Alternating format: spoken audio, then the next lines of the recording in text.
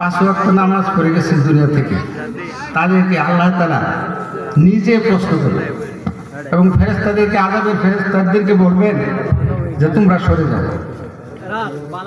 তখন আযাবের ফেরেশতা ওই মৃত ব্যক্তির কাছে আসতে পারবে।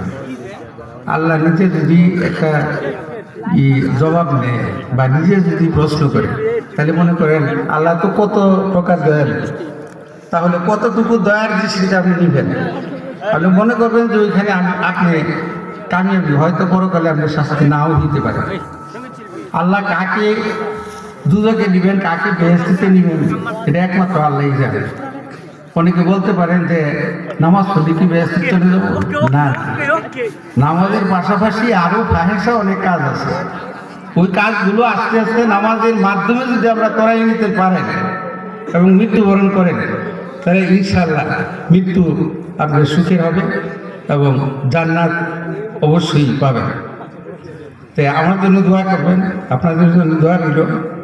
এবং এরকম অনুষ্ঠান যদি হয়, আপনারা দয়া করে উপস্থিত হবেন। আপনার 1 ঘন্টা থাকেন, 2 ঘন্টা থাকেন, উপস্থিত হবেন। হইলে মনে করেন যে কামিয়াবি হয়। এই বলে আমি বিদায় নিচ্ছি। আসসালামু আলাইকুম ওয়া রাহমাতুল্লাহি ওয়া বারাকাতুহু।